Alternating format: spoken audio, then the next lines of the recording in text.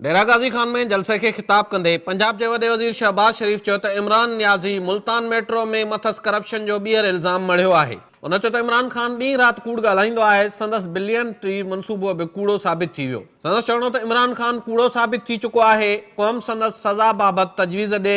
शहबाज शरीफ़ चयो त मुल्तान मेट्रो बस मनसूबे में हर शइ चकासी वञे, ₹1 जी करप्शन बि साबित थिए त हू सदाईं लाइ सियासत छॾे ॾींदो। उन चयो त इमरान खान चीफ जस्टिस खां मुल्तान मेट्रो बाबति नोटिस वठण जो मुतालबो कयो, पर हू पाण बि चीफ जस्टिस खे चवे थो त हू इमरान खान पारां मथस लॻायल इल्ज़ामनि ते फुल कोर्ट जोड़े त जीअं अछा कारा पधरा थी वञनि। आपने कहा चीफ जस्टिस पाकिस्तान को साकिब निसार साहब को दरखास्त की कि वो इसका नोटिस ले मुल्तान मेट्रो का और इसके ऊपर अदालत एक बेंच बनाए कि जनाब चीफ जस्टिस पाकिस्तान साकिब निसार साहब फुल कोर्ट 17 जजेस का फुल कोर्ट बना दें।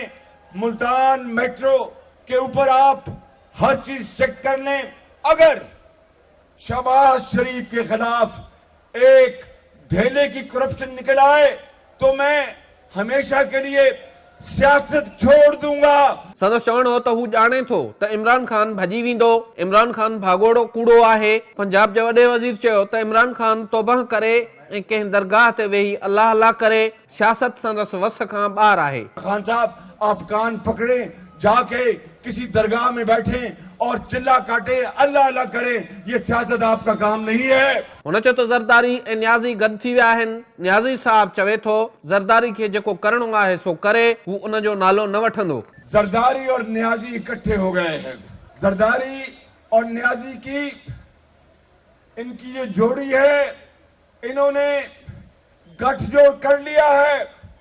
नियाजी साहब कहते हैं जरदारी साहब को कि फिक्र ना करो, सिंध में जो मर्जी करते रहो, मैं तुम्हारा नाम कभी नहीं लूंगा।